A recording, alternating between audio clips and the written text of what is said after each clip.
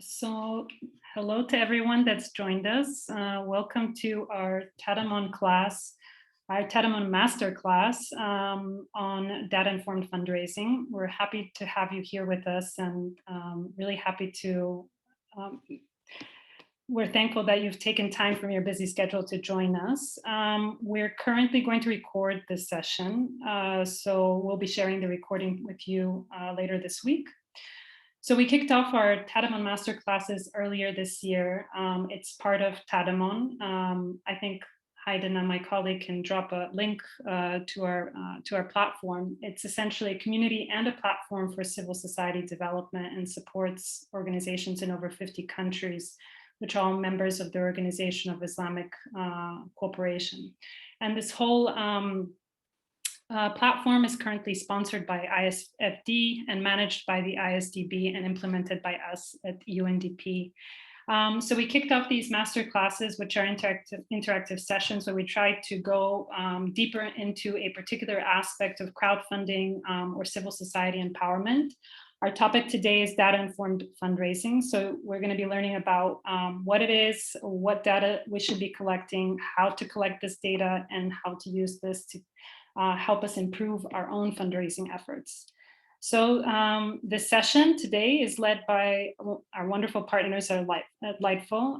It's a tech for good company that works with charities and purpose-led enterprises and other organizations working to tackle our most pressing challenges today. And they help them amplify their impact digitally.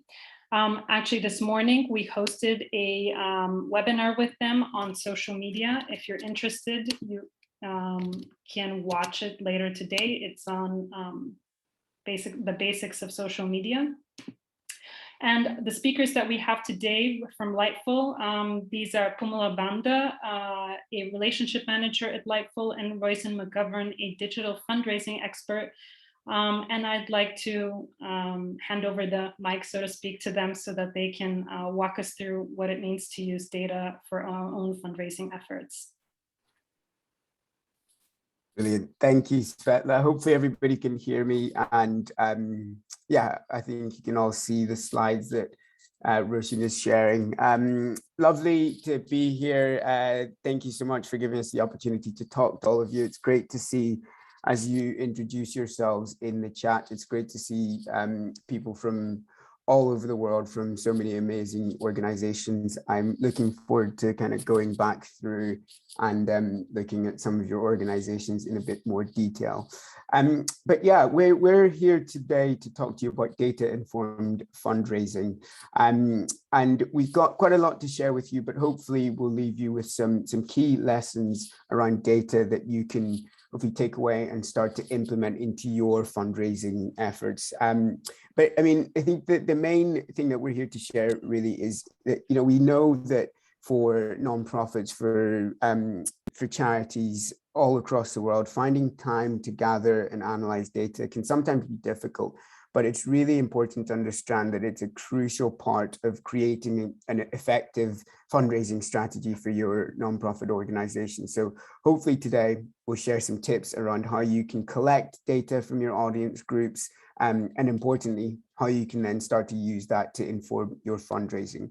So as I mentioned, we've got quite a full agenda to share with you. We'll start off with just looking at some learning objectives, just so we're really clear on, you know, what you should be taking out of the session today, and we'll make sure to do a recap at the end, so that, you know, we can check back in on those learning objectives. We'll start off, as Svetla said, with, first of all, understanding, you know, what is data, what's our definition of data, and then looking a little bit more deeply into what data-informed fundraising is, before we start to look at, you know, how you should actually start collecting your data, the different sources of data that you can use to find out more about your audience groups, and then how you can actually use all that data that you're collecting to improve your fundraising efforts. We'll also show you some really good examples of data-informed fundraising in action, just to sort of just to help anchor a lot of the learnings that we're hoping to give you today. We should have some time at the end for questions, Q&A, but as we move through the slides, please don't hesitate to let us know if you've got any questions, if anything that we share is unclear. We'll try and answer some questions as we go along, but as I say, we should have some questions at the end some time at the end for you to answer any questions. Excellent. So starting us off then, before we look at our learning objectives, actually, just Sveta has kind of given us a brief intro. I'll just let my colleague Roisin introduce herself, who's going to be sharing some of the slides with you today. Hi everyone, it's lovely to see you all online today. So my name is Roisin and I work alongside Pimlo and the rest of our team as a digital fundraising coach. So my background has been in the nonprofit sector and I've worked in a few different communication and fundraising roles and then kind of moved across to more digital fundraising and digital campaigns. So at the moment in my role, I support charities and small community groups with their online fundraising, so helping them really leverage their digital channels, whether it's social media, their website or email marketing, but leveraging those channels to try and raise funds, raise awareness and help with their kind of overall fundraising strategies. And yeah, really looking forward to speaking today about data and how data can help you with your fundraising efforts. Excellent. Thanks, Roisin. And if you jump through to the next slide, Sveta kindly has already given a bit of an intro into who we are at Lightful, but just to bring it to life a little bit more. So Roisin and I work for a UK-based organization called Lightful. And as Sveta said, we're a technology company that really believes in the power of technology and believes it believes that technology can really help nonprofits, organizations that are delivering some sort of social impact, it can really help them amplify the positive work that they're doing, reach more people, and importantly, really believe that technology can help them access more fundraising. So Roisin and I work as part of the learning team at Lightful, where we work with organizations like yourselves, helping them understand how they can use technology to better improve their fundraising capabilities. And then jumping through to the next slide, our learning objectives for today. So, there are three key things that we want you to be able to take out of the session today. First of all, we want everybody at the end of the session to be able to understand exactly what we mean when we say data-informed fundraising, and we also want you to really understand why it's so important. We want you to understand the key data points that you should be collecting as part of your organization, and we'll give you some tips and some tools that will help you actually start to collect some of that data if you're not already doing so.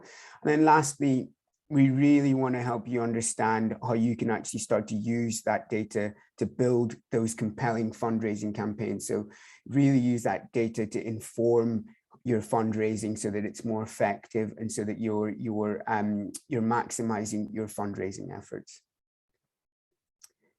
So then jumping into it then, I guess it's always good to kick off with a question. So why is data so important? But before we answer that, I'm going to ask you a question. So if you can either just add a response into the chat box to this question, what is your understanding of data? So when we say data, speaking about it from the perspective of a nonprofit like yourselves, what do we mean by data? What is your understanding of data?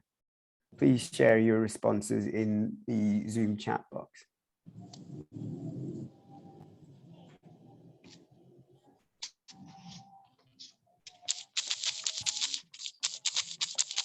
Thanks, hey Dana.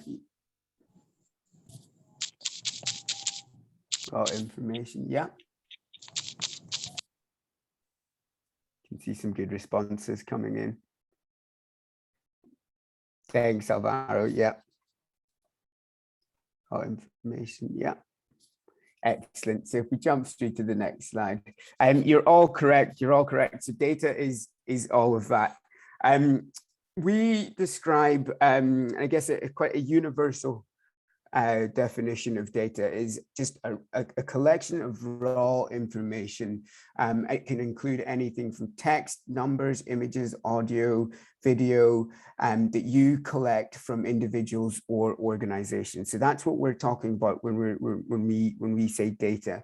And I think some of you in the chat are jumping ahead, which is fantastic, and starting to already think about, you know, what you can do with that data. So I've seen a few of you say, start to talk about, you know, information that allows you to analyze what your organization is doing and what your supporters are doing. So that's brilliant. And that's exactly what we're talking about when we say data. And I think it's really important to understand that, you know, data is everywhere. As people use technology, as people click on blog posts, search for Grey's Anatomy on Netflix, all of those actions leave a trail. And that increasing trail, the increasing access to data allows us as nonprofits to achieve more with less. And you don't have to be a tech savvy organization. You can be completely new to using data, using digital as a nonprofit. But you know, anyone really can use a donor relationship management system, or even through social media and different data points that you get from that. You can use that information to start to collect that important information, that raw information, to store that information, process that information, and then start to use it to inform your fundraising.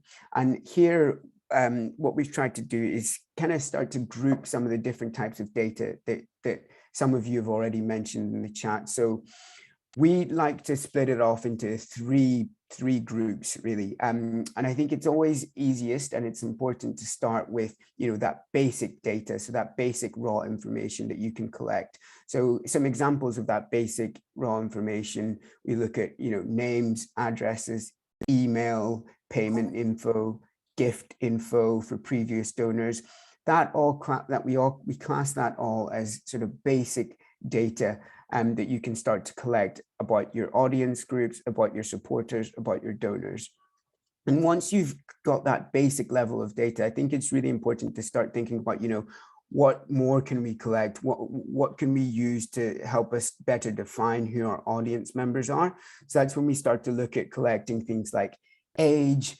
We start to try to better understand the interests of our audience members, their employment history, which other organizations they engage with.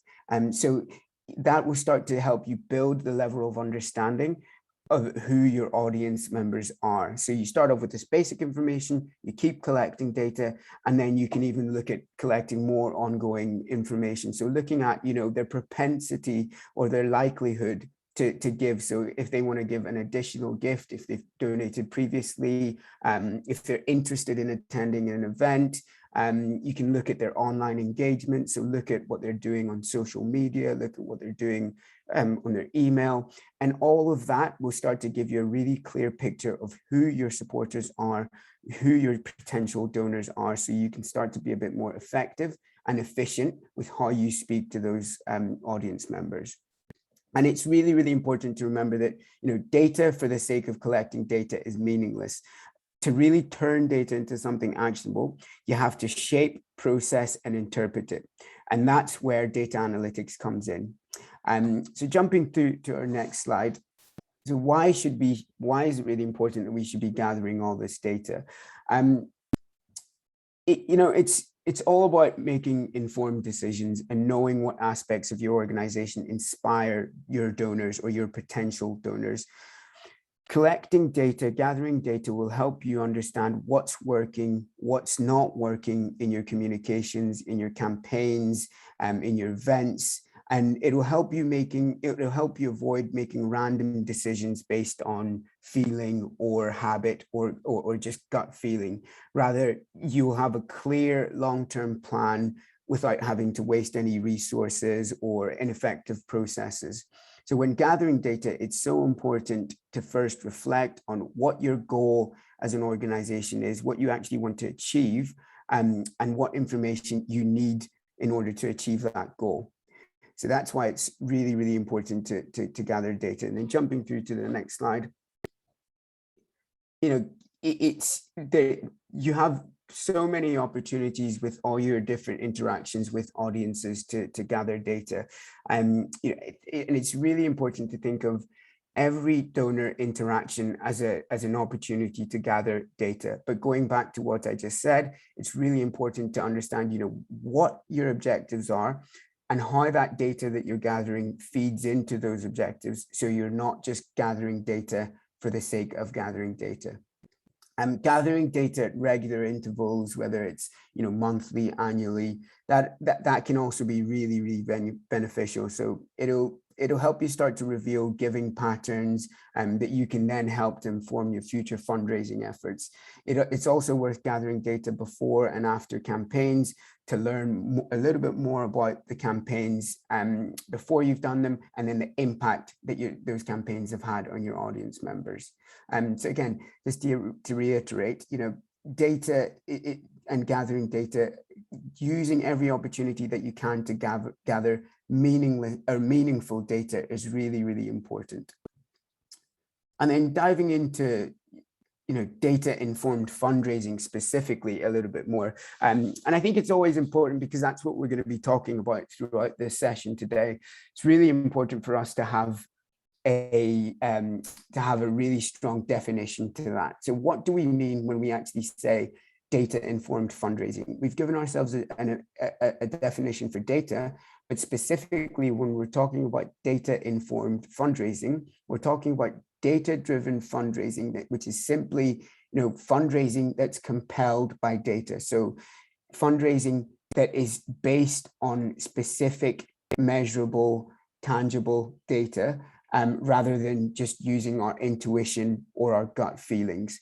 And it's really, really important when we're fundraising that we're doing it based on data and facts rather than just guessing, because again, that will help us be more efficient and effective with our fundraising efforts.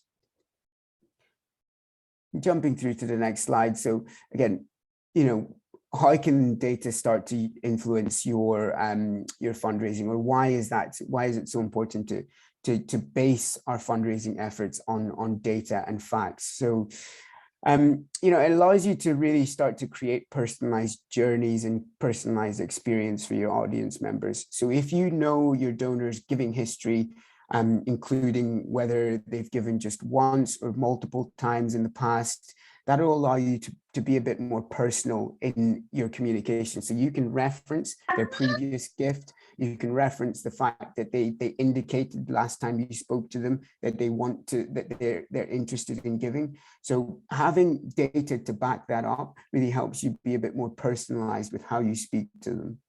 It helps you start to understand what's working, what isn't working. So again, you'll get a better understanding of what actually drives people to engage with your organization. So if you're looking at your social media metrics, if you're gathering data in terms of how many likes your social media posts are getting, how many comments your social media posts are getting, that'll give you a clear indication on what kind of content is driving people to engage with your organization. So again, giving you that really clear definition of what's working, what's not working. Again, data will help you understand who exactly your audience is, and again, what they're interested in. So looking at those basic levels of data that I shared earlier, if you can start to understand the demographics, the age, location, interests, that gives you a really good indication of who you're speaking to, so that you can be a bit more specific with your communications.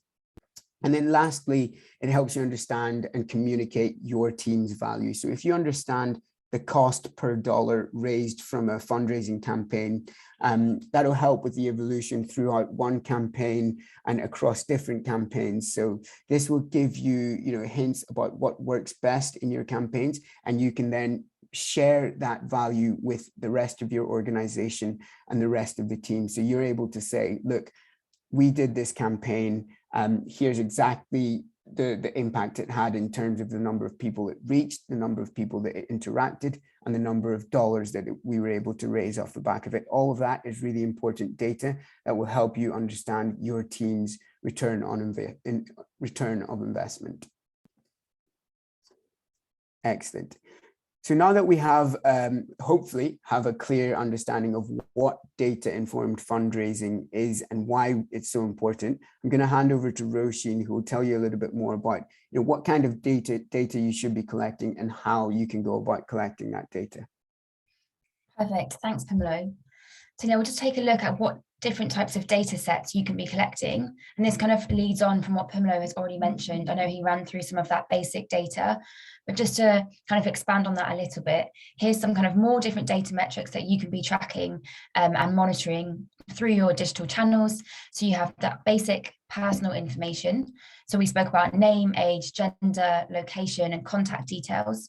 I think I saw a message in the chat actually asking, is it important to track gender? I think that was in the chat.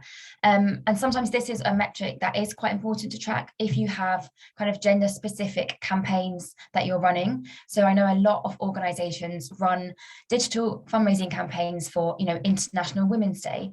So it might be that if you have content that's specifically tailored towards women and people who are interested in women's rights, that's where that gender information becomes really useful, because maybe it might be that your female followers, your female supporters are much more likely to donate to a female rights led campaign. So that's quite important data that you can be tracking. You also have more advanced information such as hobbies, interests, family situations. So knowing if your donors are married, have children, have family, can also really impact their donation behaviors. If they have children, they might be more likely to donate to children's charities or to charities that support healthy futures for young people. So that kind of qualitative data can really give you a better understanding of your audience, but also a better understanding of their philanthropic behavior and how they might support your cause and your community. I know Pamela also mentioned looking at previous engagements, so their giving history, finding out, have they donated to your organization before? What was the donation amount? Have they attended any events in the past, or have they engaged with any of your online campaign content? Again, these are all, data points that will help you build on the relationship that you've already begun with them and help continue it and strengthen it in the future. And another data set is looking at their business affairs, so their employment status. Are they working? What sector do they work in? Is that sector related or linked to your cause area? Thinking about their employment history and any other public affiliations that they might have.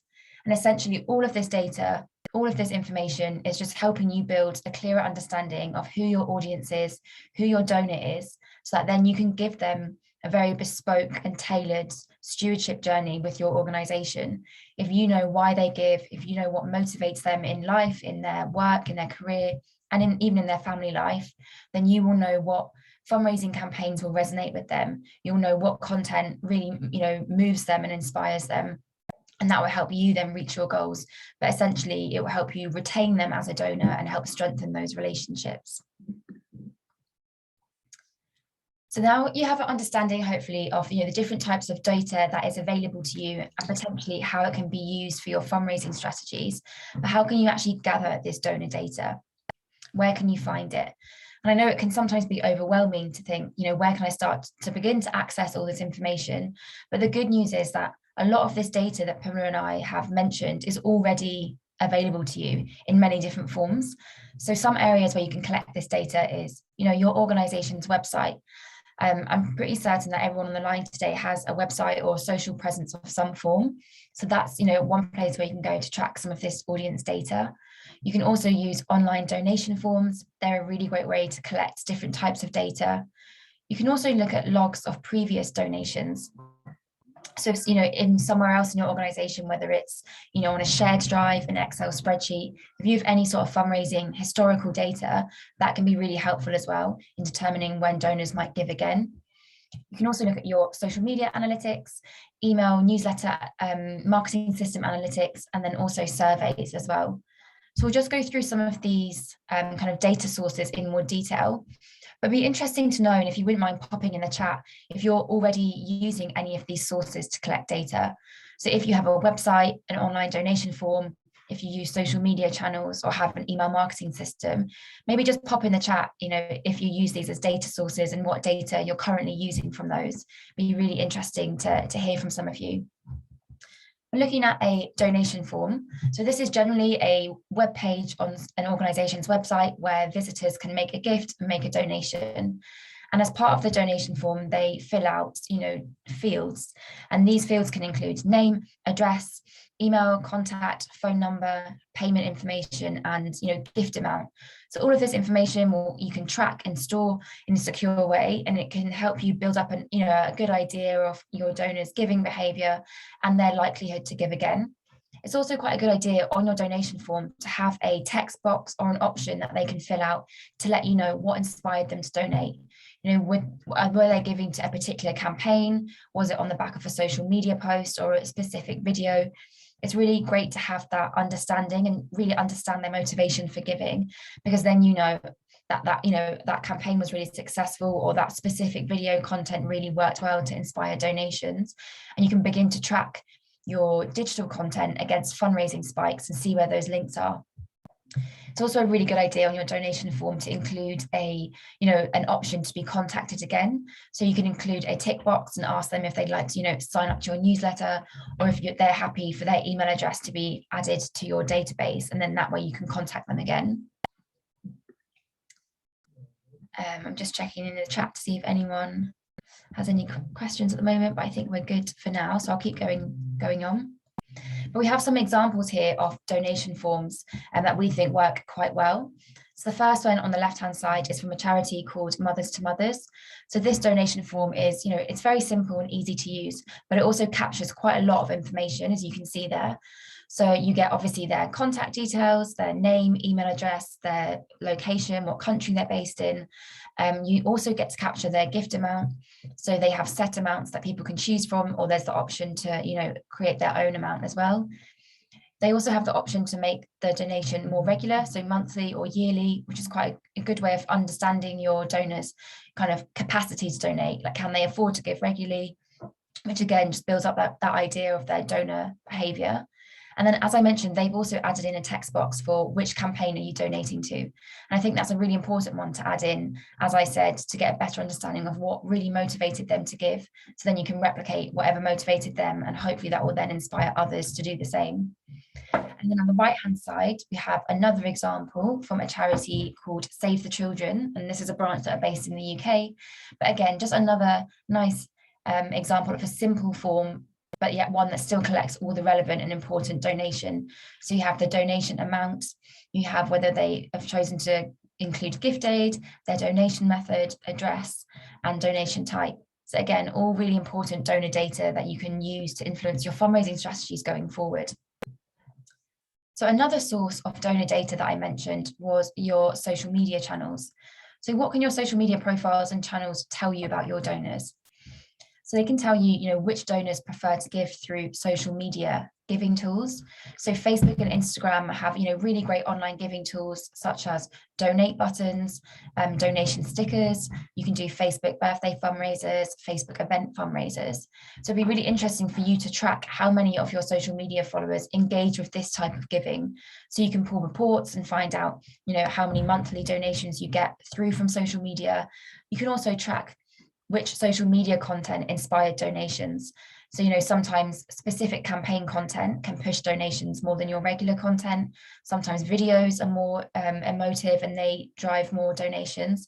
And so through your social media channels, you can really begin to track these engagements and track how the different social media content you're posting has an impact on your fundraising. You can also check, as I mentioned, which content performs best for each of your channels. So what content do your donors engage with the most? Is it mainly video content? Is it infographics? Is it the more emotional stories from your direct service users? You can really get a better understanding of the content that works well. And then again, you can adapt your fundraising strategies to include more of that content if you know that it is driving results. You also have lots of data on your social media platforms in terms of audience data.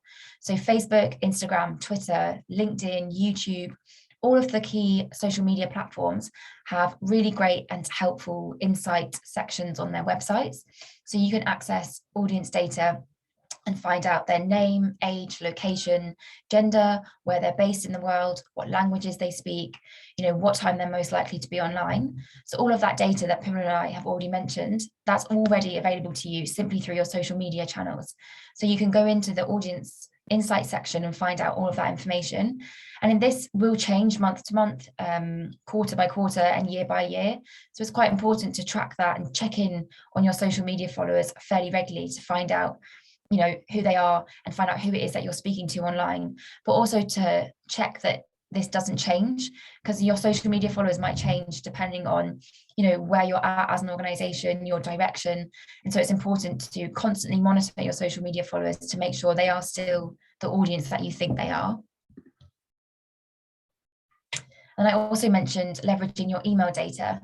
So many of you will use email marketing systems. There's lots of different platforms out there, but all of them, even the most basic ones, provide some sort of data about your email database. So you can check, who is more likely to donate on the back of an email marketing campaign. So you can check the number of link clicks, the number of email open rates. You can check how successful is the donate button in your emails, how many people are clicking it, where are those people based in the world, and which email performs best overall. And that's where, lots of A/B testing becomes really helpful with your email fundraising. So you can test out different subject lines, different content ideas, different fundraising call to actions, and really find out what inspires your audience and what works well. And again, all of that data is freely available to you. It's just a matter of, finding the data that you really need to track based on your objectives and your goals. I'm just going to quickly pause there and see if there's any questions in the chat. So there's quite a lot of information. It's very data heavy. So do stop me if anything is unclear. It doesn't look like there's any questions at the moment, but feel free to pop them in. And as Pimela said, we have time at the end to go through some questions as well. So we spoke a bit about the type of data that you can collect and how you can find it, but you also need to think about how you can store it, because nonprofits or any organization really needs a safe place to store and manage their donor data and their supporter data. So how can you store the donor data that you have? There's a few different ways that you can store it. You can use a CRM system, and that's what a lot of charities and organizations use. And again, there's a variety of different CRM systems that you can be using. We have a list of kind of the most popular ones that we can actually share along with the slides and recording of this session, if that's helpful. You can also store your donor data on a simple Excel spreadsheet, but making sure that it's, password protected and that it is secure, and that only the people relevant to that spreadsheet or to that data have access to it. And then you can also use online fundraising platforms. So a lot of third-party fundraising platforms have their own donor data storage system where you can access and monitor that data as well.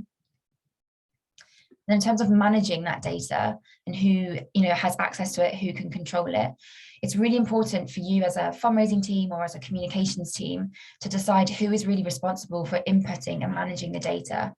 So you want to limit the number of people who have access to that data to those who only really need it. And also it's really important to decide a strategy for what data you will collect and how often. So we've gone through quite a few different data metrics that are available to you, but you don't want to collect lots and lots of data just for the sake of it and then have that quite personal and sensitive data on your systems for no reason.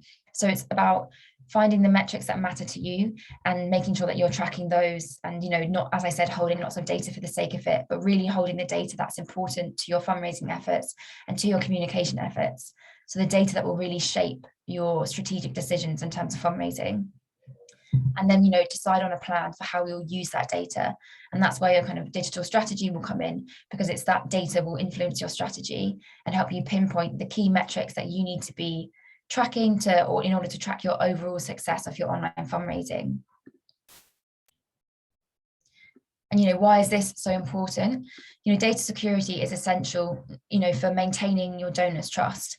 Every time they interact with your organization online, every time they donate and pass over their personal information, they pass over their credit card details, their email address, their contact details, that's them putting their trust in you as an organization. And so in return, you can protect their donor data as a way of saying thank you for them, trusting you as an organization. And ways that you can protect your donor data is to invest in secure software, to restrict access to only those who need it. So as I mentioned earlier, if you're storing donor data on your internal systems or, internal hard drives, make sure that only certain staff members have access to that data, and it's the staff members that are using it to shape your fundraising strategies or communication strategies. And if you are using Word documents, Google Drives, or Excel spreadsheets, make sure that you're using password managers and two-step authentication to make sure that that data really is secure and protected, and there's no risk of it leaking or getting into the wrong hands. And then lastly, to make sure that you always comply with GDPR rules. So that's the General Data Protection Regulation. And these will differ in different countries. So it's really important to check the most up-to-date GDPR rules for the country where you're based and make sure that your data collection, data storage fits in with those rules. It's really important. I'm just going to check again if we have any questions in the chat before we move on to the next section. I think everyone's just asking if they're getting a recording of this, which you definitely will. And yeah, as I said, we'll share the slides and any other resources or links that Pamela or I have mentioned, we'll be sharing those as well. So now we move on to data-driven fundraising. So how can you actually use all of this data to help turn I think into I know? So as Pamela mentioned earlier, data-driven fundraising is about using the data that's available to you to better predict who is going to donate to your campaigns, when they're going to donate, and how much they're going to donate. So it's a really important way of predicting and strategizing for future fundraising activities. So essentially, data can help personalize individual giving journeys. So using the data that we spoke about, even that really basic information of, what their gender is, how old they are, or where they're based in the world, or even something like their date of birth can really help personalize their donor journey. Quite a lot of organizations do specific birthday campaigns. So if they know that donors have a birthday, let's say, for example, this month in November, they could send a personalized email to all donors who celebrate their birthday in November, asking them to maybe, donate a birthday gift on, as part of their birthday celebrations to the organization. Or maybe they might run a Facebook fundraiser for their birthday and donate all profits of that to the organization. So really small personalizations like that can make your donor feel very much part of your cause and part of your community. And that's all from that original basic data that you can collect from your online donation form or from your interactions with your donors. Donor data can also help you cater to segments of your audience and your database.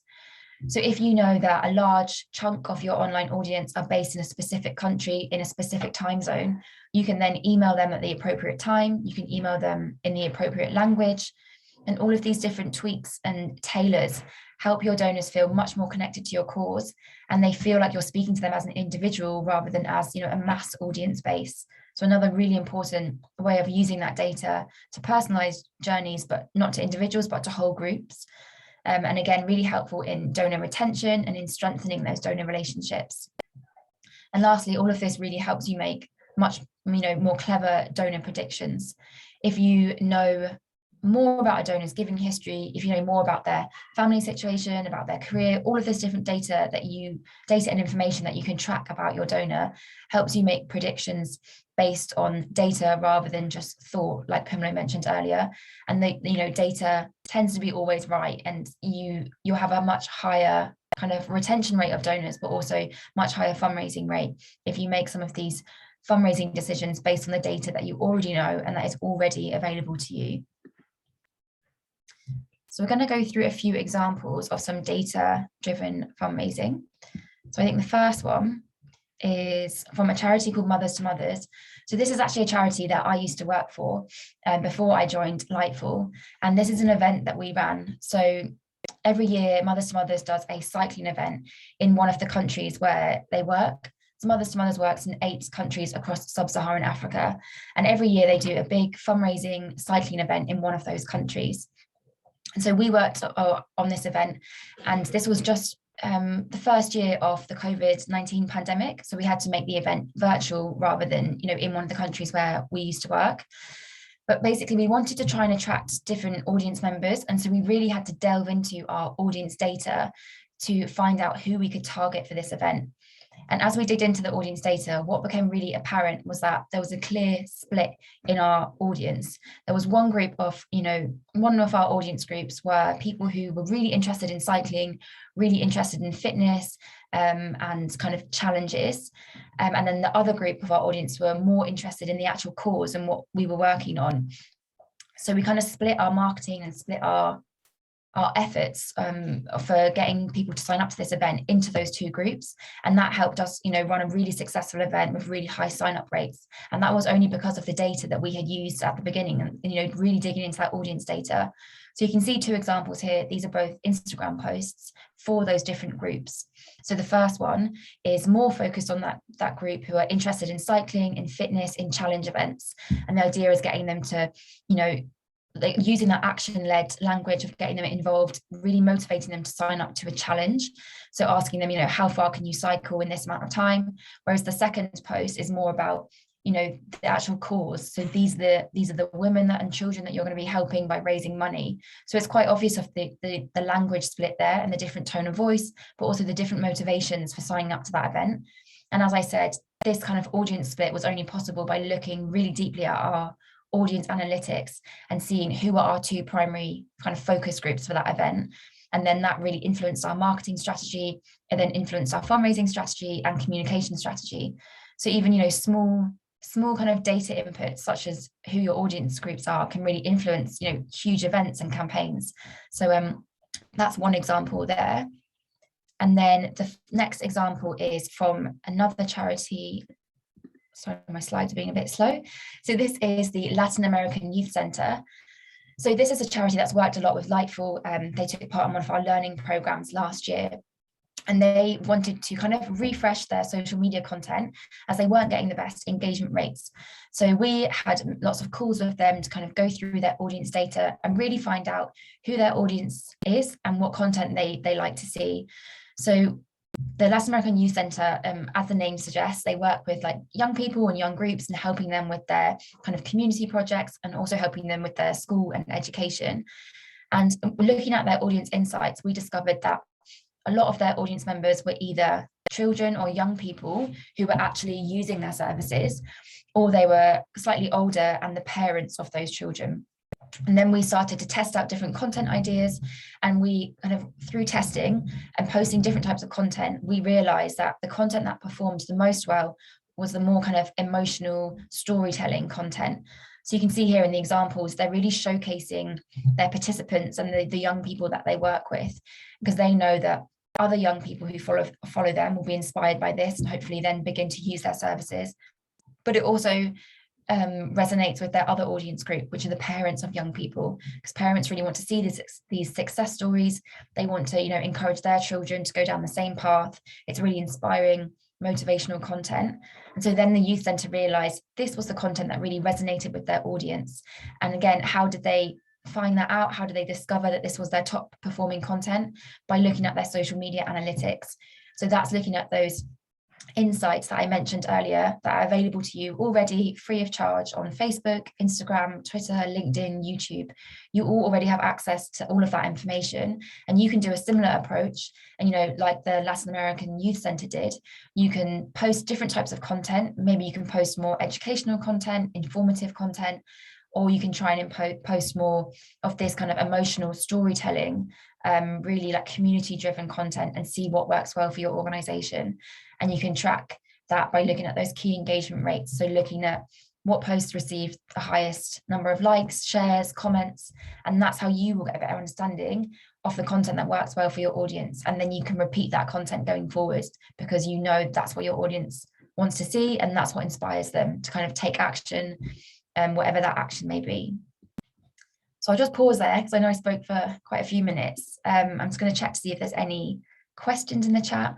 If anyone does have any, please feel free to pop them in the chat, or also feel free to unmute yourselves and pop your microphones on. We're happy to do it that way either.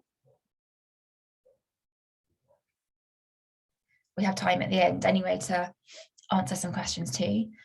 I think what we'll do now at this stage then, before we go into the Q&A, is just recap some of today's learnings. So I'll pass back to Pumlo to go through the first few, and then I can take them on. Excellent. Thank you, Roisin. And yeah, thank you so much for sharing that. I hope you all find that useful.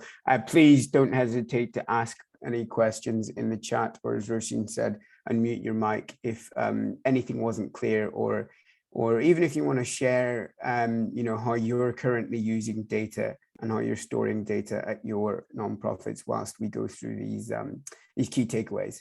So first one, very, very simple. As we said at the start of the presentation, at the start of the masterclass, donor data is just, it's just a series of raw information, which can include anything from someone's name, their address, to their giving history, the amount that they've given. Then you've got some more, deeper levels of data where you start to try and understand your donors' interests, their habits, their dislikes, other organizations that they support.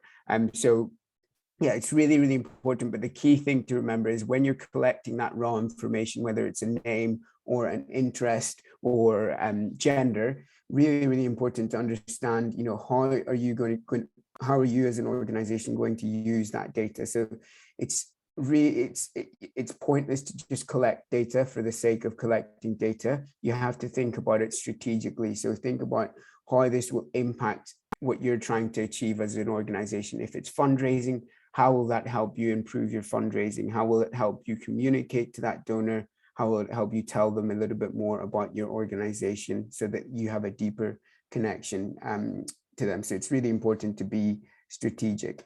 Next point around collecting that data. So from, Roisin gave you a few different examples of how you can actually start to collect your donor data. So looking at donation forms, your website, email, social media, surveys, one-to-one conversations. Really, really important to, again, think about, when you're collecting that data, are we making it easy for our audience members to actually give us their information? Do we need to think about, sharing information about how we'll be storing that data? Again, what are we collecting and what are we going to use that information from? It's really important to be transparent when we're actually collecting that data from all those different data sources. And then over to you, Roisin, if you want to go through the last couple. Yeah, thank you. So again, we mentioned about, that data that you do collect, how can you make sure that you're storing and managing it safely? So making sure that it's stored in a safe place, it's password protected, and also really importantly, making sure that your colleagues and team members who have access to that data know how to manage it correctly, but also that you're limiting access to those who only really need it. So if you're using that data to influence fundraising decisions and marketing decisions, then of course your fundraising and marketing teams will have access to that data, but making sure that it's limited to only those who really need it. And then lastly, thinking about how you can use all of this data to inform future fundraising appeals and make better donor predictions. You can, as I said, you can use this data to provide much more personalized giving experiences for your donors. You can use this data to influence your event strategy, your campaigns, even something as simple as what time you're posting your social media content. All of this data can be used to make sure that your digital content is as effective as possible. And as I mentioned, all of this data is, there's a lot of data out there, but it's bringing it back to your objectives.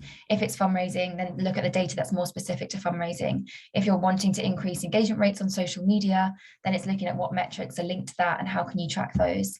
But all of this information is so helpful to you and your fundraising strategies. It's just about maybe taking some time to think about your fundraising goals and linking that to what specific metrics you need to track to help you make those better donor predictions. Awesome, thanks, Roisin. And I just another one to add to that, as you were talking, is really, really important when we're thinking about how we're storing our data, but how often are we actually auditing and looking at that data and making sure that we're keeping it clean? So the more accurate your data is, the better your fundraising will be, because you have a really accurate representation of, who your donors are, what their interests are, their demographics. The more accurate that is, the more personalized, the more accurate your fundraising campaigns can be. And again, really, really important to just make sure that you're using your data to tell a story. Always ask yourself, don't make it cold. Don't make it just about hard facts and numbers. Ask yourself, what story does this information tell? But also, what story does it help us tell to our audience groups? Excellent. So again, I hope that has all made sense. I know it's a lot of information, and we'll make sure that we share the slides with you and share the recording so that you have a chance to digest it. And we'll make sure that you have our contact details. So if any questions do pop up after you watch the recording, you can come back to us and ask them. But just before we close off, I'm conscious of time, I just wanted to launch a quick poll to kind of just, again, gauge how you have found the session, if you find it useful, to get your ideas of, whether the content has been useful, and whether you'd like to potentially hear more from the Lightful team, or dive a little bit deeper into some of these topics that we've mentioned today. So please take a second to fill in the poll that I've just shared. And in the meantime, if you have any questions whilst I've got this poll up, if you, feel free to unmute your mic, ask the question, or pop your questions into the chat box, and we'll do our best to answer them.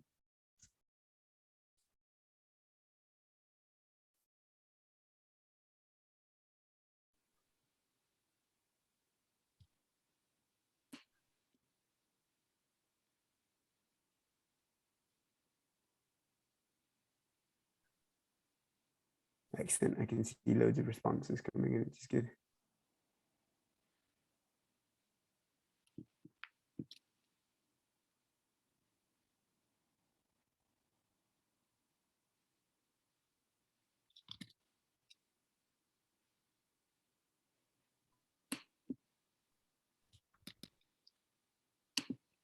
You're very welcome, Alvaro.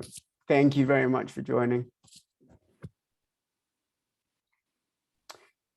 We've got a really good question that's coming. So if you're new to data collection, where is the best place to start, do you think, Roisin?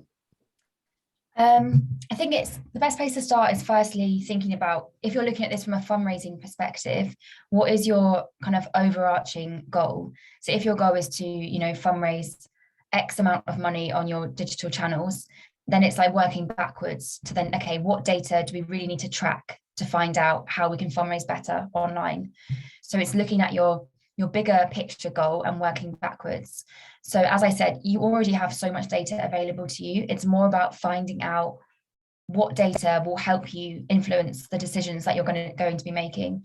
So if it was, you wanted to fundraise a specific amount on social media, I'd start to look at your audience data. So what age are they? Age will influence their giving capacity. If you have a younger audience, they might give less, but they might be more likely to interact with your social media content. Older demographics have a higher capacity to donate because they're working and earning more. So even something like age will influence your fundraising online. So I guess that's one example. And then, there's lots of different metrics you can track. But I think, as I said, thinking about what's your overarching goal and working backwards from that is probably the best place to start. I don't know if Pamela, you got anything to add? Yeah, no, again, just to reiterate everything that you've just said. And one of the earlier slides that we shared was going through some of those more basic data points that you might try and capture. Social media is a fantastic place to start to understand, who is following you. So if you look at your Facebook insights, your Instagram insights, that'll give you some basic demographic information, which gives you a clear indication of, okay, most of the people that follow me on social media or follow our organization on social media are women aged between 30 and 40. So that will give you an indication on who is more likely to engage with any content or any fundraising efforts that you put out. So you want to make sure that your fundraising efforts are tailored to that type of audience. And then what you want to try and do is continue to build on that basic demographic information. So how can you then start to understand what people are interested in? What questions can you ask them to start to get an indication of what they're interested in, so that you can then continue to give them that type of content. So yeah, social media is a really good place to start in terms of looking at your basic demographic information.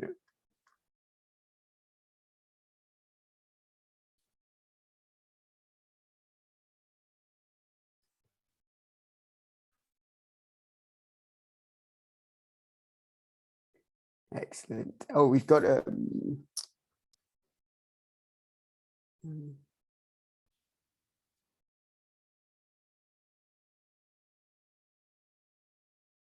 okay.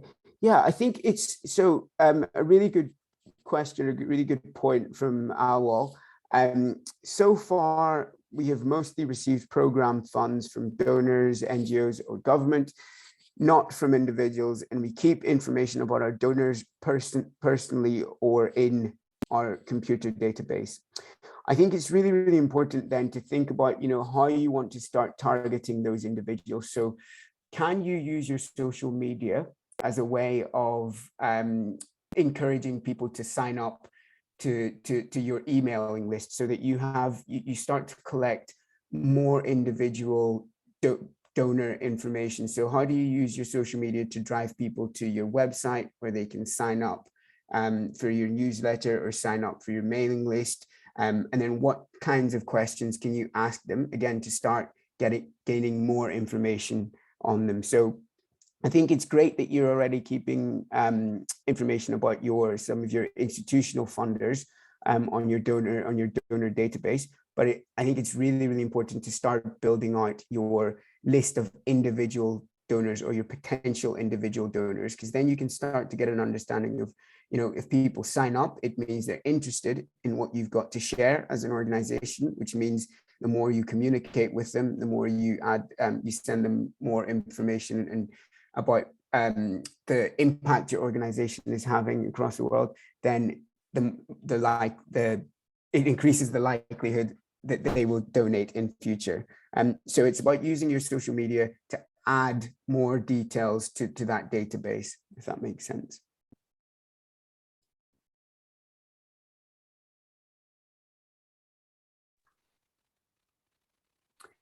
Excellent. I think we're just about over time. Brilliant. I'm glad that makes sense. I think we're just about over time, so we can wrap up there. And as I said, we will make sure that you get the recording of the session. We will make sure that you get our contact details. So if you do have any more questions, please don't hesitate to get in touch. But otherwise, thank you so much for joining us, taking the time out of your busy schedules to listen to us. And yeah, we really look forward to hearing from you again. Thank you, Pumulo and Roisin, for the wonderful, wonderful presentation once again, and for the interactive session. It's been super interesting, and I'll definitely be taking these insights into my own work. For the participants, I will be sure to share the recording and also the contacts of Lightful, so that if you do have any questions, you can get in touch with them as well. And we'll also be sharing a link to our newsletter if you want to hear about our next talks and masterclasses. So thank you for everyone for taking the time to join us today, and have a lovely afternoon, late evening, wherever you are. Thanks, everyone. Thank you. Thanks. Take care. Thank you, everyone.